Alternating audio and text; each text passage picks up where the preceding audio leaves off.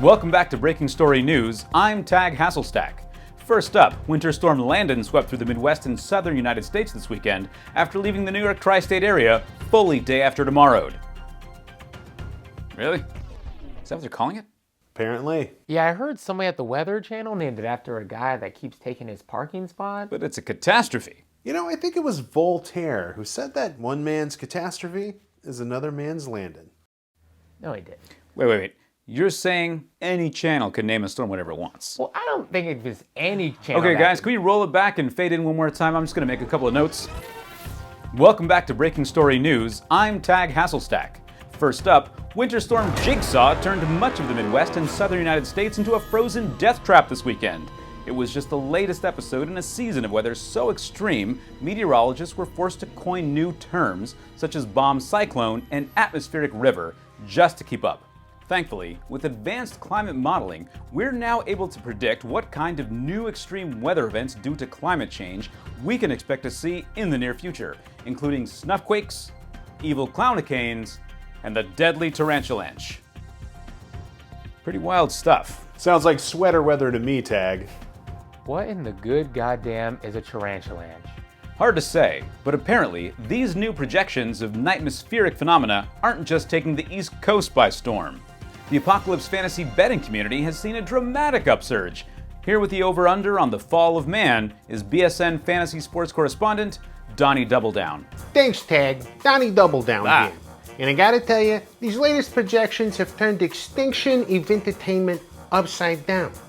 I hasn't seen this much pan excitement since Y2K. I mean, look at this. Fatal Fantasy and Dorm Kings have had to completely rethink their Doomsday draft cards as extreme weather goes straight to the top of the betting boards as the 2-1 favorite for the end of the world. As you can see, the collapse of capitalism with the corresponding food riots, cannibal cults, and affiliated Mad Maxian pageantry was the odds-on favorite since the Cold War shit the bed. But words like purge NATO have a unique way of leveling the playing field. And at this point, the end of the world is anyone's game. Here with more is another guy saying another thing. Nope. Just back to the news desk. Oh, well, fuck me, I guess. In entertainment news, animated icon and Sandy Hook denier Minnie Mouse took to Toontown Fashion Week to announce that she's changing her outfit from the classic polka dot dress to a polka dot pantsuit. Wait, what? Huh? What'd you say about Minnie Mouse? She changed her whole look. No, the other thing. She's an icon?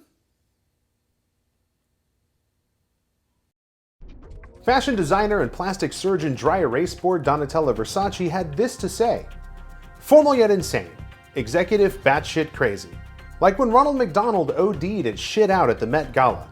I love it. Now, with a look at technology news. Elon Musk recently slid into a young man's DMs to offer him $5,000 to take down a Twitter account that managed to track the movements of his private jet.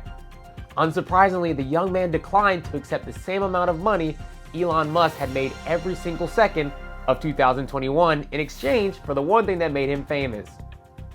Musk is notoriously protective of his privacy, including public boasts about how frequently he destroys his phones. Quoted, "I use burner everything. Burner phones, burner houses, burner employees. I mean, why do you think I have so many kids? No one's gonna miss one of them if they learn too much. And by if, I mean when. And by when, I mean did already." Up next in finance, Meta Platforms Inc. saw its sharpest stock price decline in company history, plunging $252 billion. Wall Street insiders say the drop was attributed to people suddenly realizing, oh shit, this is fucking Facebook? Fuck those guys. And that users still see the social media company's rebrand as the PR equivalent of Ted Cruz's OnlyFans page. Desperate, counterproductive, and unquestionably off-putting. Of course, it's well known that corporate rebrands are all about timing, like when Quantum Computer Services changed its name to America Online, or when the Chinese state-sponsored Western Privacy Infiltration Application Corporation changed its name to TikTok. And in consumer news, in an effort to offset the cost of Jeff Bezos' search for the last Infinity Stone, online retail giant and future global autocracy Amazon Inc. announced this week that it's raising the price of its Prime membership. When asked if this meant a return to physical stores for many Americans, given the rising cost of most goods and services, the most common response was, "What's a store?" Finally, speaking of Jeff Bezos, in a truly shocking turn of events, a rich white middle-aged bald man wants to live forever. After quitting his job, divorcing his wife, buying the biggest house in Hollywood, getting Botox injections and failing to escape the gravity well of his own insecurity and a giant space dick, former Amazon CEO and real-life Ant-Man villain Jeff Bezos was surprised to discover that he continued to age just like a poor person. In his latest midlife crisis-fueled ugly spin, Bezos is pouring millions into biotech startup Altos Labs and their cellular rejuvenation program, which they hope will slow down, halt, or even reverse the aging process. Seen here attending his weekly Requiem for a Dream old man sex party, when asked about the startup's business model, the world's second richest man responded, "Death works like any other business. And like any other business, fuck that business. I'm Jeff Bezos." Well, I guess you can't have a midlife crisis if you don't have a midlife. Fun fact, Ronald McDonald said the same thing around a mouthful of heroin needles as he died in Beyoncé's arms at the Met Gala.